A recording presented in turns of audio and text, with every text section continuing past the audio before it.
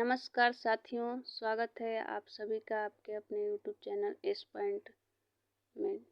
जी हाँ साथियों, आज की इस वीडियो में हम बात करने वाले हैं यूजीसी नेट पेपर 1 के सिलेबस के बारे में कि क्या है हमारा यूजीसी नेट पेपर 1 का सिलेबस। ठीक है, तो दोस्तों वीडियो को लाइक करिए, शेयर करिए और चैनल पर नए हैं तो चैनल को सब्सक्राइब करना ना भूलिए। ठीक है, तो पहले हम थोड़ा सा समझ लेते हैं कि पेपर 1 में कितने क्वेश्चंस आते हैं, कितने मार्क्स के होते हैं। ठीक है, तो जो हमारा यूजीसी नेट का पेपर होता है इसमें 2 पेपर होते हैं, पेपर 1 और पेपर 2। ठीक है, पेपर 1 और पेपर 2। ठीक है, तो जो पेपर 1 होता है, जो जो पेपर 1 होता है, ठीक है, तो इसमें जो है 50 क्वेश्चंस पूछे जाते हैं, जो कि एक क्वेश्चन 2 मार्क्स का होता है, तो टोटल 100 मार्क्स के। ठीक है, 50 क्वेश्चन 100 मार्क्स। ठीक है, तो ये पेपर 1 जो है सबके लिए कॉमन होता है, सबके मतलब जो भी यूजीसी नेट का पेपर देता है तो पेपर 1 सबका सेम होता है। और जो पेपर 2 होता है तो वो अपने विषय का होता है, मतलब कि जो भी अपने मास्टर्स में जो भी हम विषय पढ़े रहते हैं वो जो है हमारा पेपर 2 होता है। ठीक है, वो अपना विषय होता है। तो लेकिन ये जो पेपर 1 होता है ये सबके लिए होता है, तो ये जो सिलेबस है सबके लिए काम करेगा, पेपर 2 चाहे किसी का कोई भी हो। ठीक है, तो इसमें जो है तो हमने इतना समझ लिया। तो आइए अब देखते हैं कि जो पेपर 1 है इसका सिलेबस क्या है, इसके अंदर जो है हमको क्या क्या चीज़ें पढ़नी होती हैं, क्या क्या पूछा जाता है। तो इसमें जो है टोटल 10 यूनिट्स होते हैं, आप देख सकते हैं यहाँ पे टोटल 10 यूनिट्स होता है। ठीक है, ठीक है, 10 यूनिट होता है, जो कि हर एक यूनिट से 5-5 क्वेश्चन जो है पूछा जाता है। ठीक है, ऐसा मतलब ज़रूरी नहीं है कि एक यूनिट से 5 ही क्वेश्चन पूछेगा, अब पहले ऐसा होता था, अब तो बहुत सारी चीज़ें चेंज हो गई हैं। ठीक है, कोई फिक्स नहीं है कि टीचिंग से 5 ही क्वेश्चन पूछेगा, 6 भी पूछ सकता है या फिर उससे कम भी पूछ सकता है। ठीक है, लेकिन 10 यूनिट है तो ऐसा माना जाता है कि एक यूनिट से 5 क्वेश्चन, एक यूनिट से 5 क्वेश्चन, ऐसे करके 10 यूनिट से 5-5 क्वेश्चन करके 50 क्वेश्चन बनते हैं। ठीक है, तो आइए अब देखते हैं क्या है हमारा सिलेबस। तो सबसे पहला जो यूनिट है वो है शिक्षण अभिवृत्ति, इसको टीचिंग एप्टीट्यूड भी कहते हैं। ठीक है, तो इसमें क्या क्या चीज़ें हैं, शिक्षण अवधारणाएं, उद्देश्य, शिक्षण का स्तर, स्मरण शक्ति, समझ, विचारात्मक विशेषताएं और मूल अपेक्षाएं। ठीक है, और क्या है, और क्या है आप देख सकते हैं, थोड़ा सा बड़ा कर लेते हैं। और है शिक्षार्थी की विशेषताएं, किशोर और वयस्क शिक्षार्थी की अपेक्षाएं, शैक्षिक, सामाजिक, भावनात्मक और संज्ञानात्मक व्यक्तिगत भिन्नताएं। ठीक है, उसके बाद से क्या है, उसके बाद से है शिक्षण प्रभावक तत्व, शिक्षक सहायक सामग्री, संस्थागत सुविधाएं, शैक्षिक वातावरण, उच्च अधिगम संस्थाओं में शिक्षण की पद्धति, अध्यापक केंद्रित बनाम शिक्षार्थी केंद्रित पद्धति, ऑफलाइन बनाम ऑनलाइन पद्धतियाँ, स्वयं मोक्ष, उसके बाद स्वयं प्रभा। ये जो टॉपिक होता है इसमें बहुत ही इम्पोर्टेंट होता है, आप देख सकते हैं, चाहे तो इसको स्टार मार्क्स लगा सकते हैं, स्वयं प्रभा मोक्ष। ठीक है, इससे क्वेश्चन पूछना ही पूछना होता है। ठीक है, उसके बाद से क्या है, शिक्षण सहायक प्रणाली, परंपरागत, आधुनिक और आईसीटी आधारित। ठीक है, फिर है मूल्यांकन प्रणालियाँ, मूल्यांकन के तत्व, प्रकार, उच्च शिक्षा में विकल्प आधारित क्रेडिट प्रणाली में मूल्यांकन, कंप्यूटर आधारित परीक्षा मूल्यांकन पद्धतियों में नवाचार। ठीक है, तो ये पूरा का पूरा हमारा फर्स्ट यूनिट हो गया। एक यूनिट में इतने सारे टॉपिक्स जो है हमको पढ़नी है। ठीक है, अब अगला यूनिट पे चलते हैं। दूसरा यूनिट क्या है,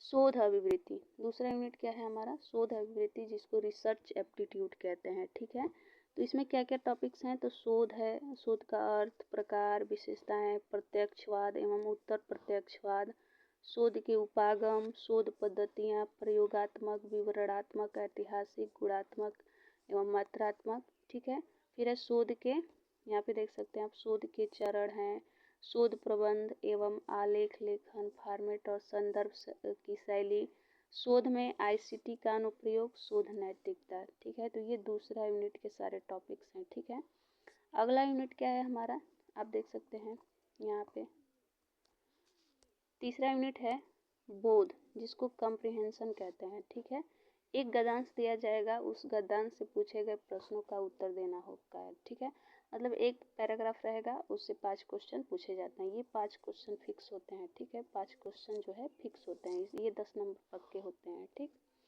अब आगे चलते हैं। अगला यूनिट क्या है, चौथा यूनिट क्या है? चौथा यूनिट है संप्रेषण, जिसको कम्युनिकेशन कहते हैं। इसमें क्या क्या है? तो संप्रेषण, संप्रेषण का अर्थ, प्रकार और अभिलक्षण। ठीक है, उसके बाद से है प्रभावी संप्रेषण, वाचिक एवं गैर वाचिक, अंतर सांस्कृतिक एवं सामूहिक संप्रेषण, कक्षा संप्रेषण, प्रभावी संप्रेषण की बाधाएं, जन मीडिया एवं समाज। ठीक है, ये सारे टॉपिक्स जो है यूनिट 4 के हैं। ठीक है, अगला क्या है? अगला है गणितीय तर्क और अभिवृत्ति। ठीक है, इसमें क्या क्या है?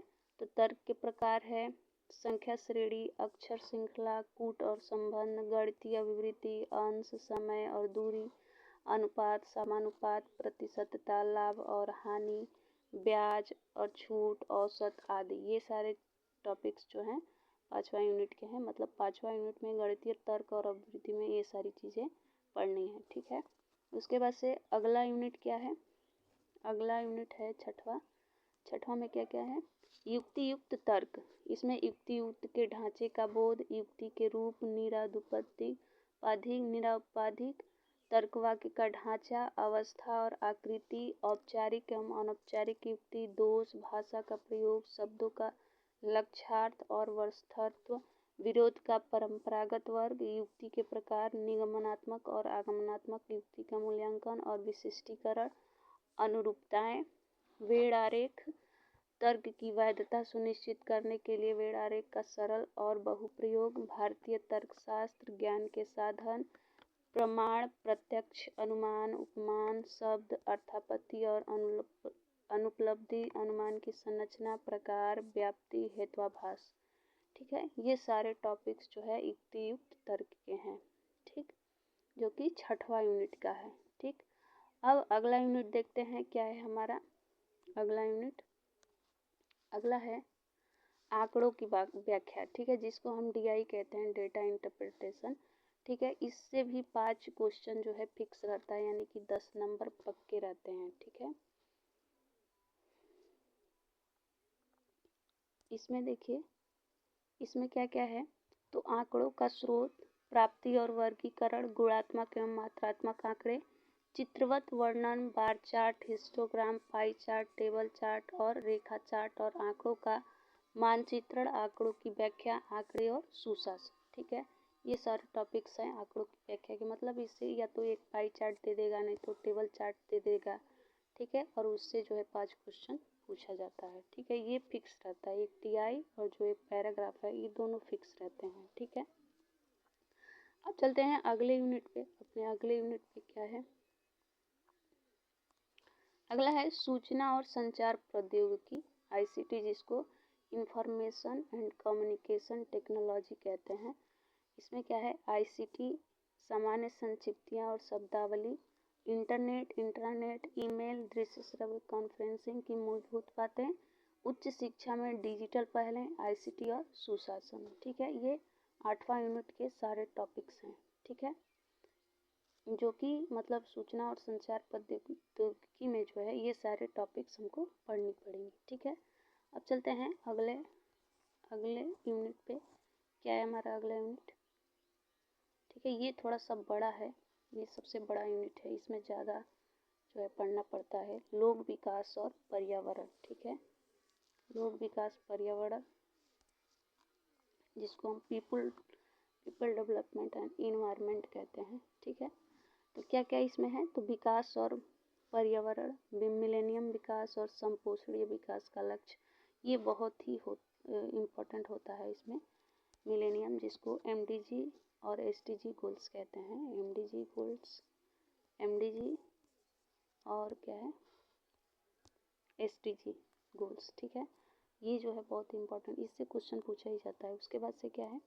मानव और पर्यावरण संव्यवहार, निर्जातीय क्रियाकलाप और पर्यावरण पर उनके प्रभाव, पर्यावरण परक मुद्दे, स्थानीय, क्षेत्रीय और वैश्विक, वायु प्रदूषण, जल प्रदूषण, मृदा प्रदूषण, ध्वनि प्रदूषण, अपशिष्ट, ठोस, तरल, बायोमेडिकल, जोखिमपूर्ण इलेक्ट्रॉनिक, जलवायु परिवर्तन और इसके सामाजिक, आर्थिक तथा राजनीतिक आयाम, मानव स्वास्थ्य पर प्रदूषकों का प्रभाव, फिर है प्राकृतिक और ऊर्जा के स्रोत, सौर, पवन, मृदा, जल, भूताप, बायोमास, नाभिकीय और वन, प्राकृतिक जोखिम और आपदाएं, न्यूनीकरण की युक्तियाँ, पर्यावरण संरक्षण अधिनियम क्या क्या है 1986, उसके बाद से जलवायु परिवर्तन संबंधी राष्ट्रीय कार्य योजना, अंतर्राष्ट्रीय समझौते प्रयास, मॉन्ट्रियल प्रोटोकॉल, रियो सम्मेलन, जैव विविधता सम्मेलन, क्योटो प्रोटोकॉल, पेरिस समझौता, अंतर्राष्ट्रीय सौर संधि। ठीक है, ये बहुत ही इंपॉर्टेंट टॉपिक्स होते हैं, इसमें ये सारे टॉपिक्स से क्वेश्चन पूछा जाता है। ठीक है, मॉन्ट्रियल प्रोटोकॉल, रियो सम्मेलन, जैव विविधता सम्मेलन, क्योटो प्रोटोकॉल, पेरिस समझौता और अंतर्राष्ट्रीय सौर संधि। ठीक है, ये बहुत ही इंपॉर्टेंट होता है। तो ये हमारा 9वां यूनिट था। ठीक है, अब ये लास्ट यूनिट बचा है हमारा 10वां हायर एजुकेशन होता है। ठीक है, उच्च शिक्षा प्रणाली, हायर एजुकेशन सिस्टम जो है, इसमें क्या क्या पूछा जाता है। तो उच्च अधिगम संस्थाएं और प्राचीन भारत में शिक्षा, स्वतंत्रता के बाद भारत में उच्च अधिगम और शोध का महत्व उद्भव, भारत में प्राच्य, पारंपरिक और गैर पारंपरिक अधिगम कार्यक्रम, व्यावसायिक, तकनीकी और कौशल आधारित शिक्षा, मूल्य शिक्षा और पर्यावरण परक शिक्षा, नीतियाँ, सुशासन, राजनीति और प्रशासन। ठीक है, ये सारे टॉपिक्स जो है 10वां यूनिट के हैं, जो कि उच्च शिक्षा प्रणाली में हमको पढ़नी पड़ती हैं। ठीक है, और आगे आप यहाँ पे देख सकते हैं, यहाँ पे लिखा भी है, प्रत्येक यूनिट मॉड्यूल से 2-2 अंकों वाले 5 प्रश्न तैयार किए जाएंगे। मतलब 10 यूनिट है तो 10 यूनिट से 5-5 प्रश्न 2-2 नंबर के तैयार किए जाएंगे, यानी कि 5 एक यूनिट से 5 क्वेश्चन रहेंगे। ठीक है, जो कि 2 नंबर के रहेंगे। ठीक, तो ऐसे करके हर 10 यूनिट से 50 क्वेश्चन बनेंगे। ठीक है, और जो कि 100 मार्क्स के होंगे, है ना।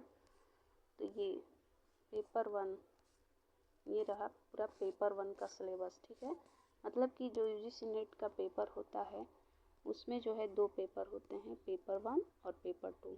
ठीक है, और पेपर 1 जो होता है उसमें 50 क्वेश्चन, पेपर 2 जो होता है उसमें 100 क्वेश्चंस होते हैं। ठीक है, और एक क्वेश्चन 2 नंबर का होता है। तो इस तरह जो पेपर 1 है वो 100 मार्क्स का और जो पेपर 2 है वो 200 मार्क्स का होता है। ठीक है, तो आज की इस वीडियो में जो है केवल हम पेपर 1 की सिलेबस की चर्चा किए हैं। तो वीडियो पसंद आया तो वीडियो को लाइक करिए, शेयर करिए, चैनल पर नए हैं तो चैनल को सब्सक्राइब करिए। और नेक्स्ट वीडियो में हम पेपर 2 की सिलेबस की बात करेंगे, और जिसमें हम होम साइंस की बात करेंगे। ठीक है, जिसका भी होम साइंस रहेगा वो जो है अपने सिलेबस देख सकता है।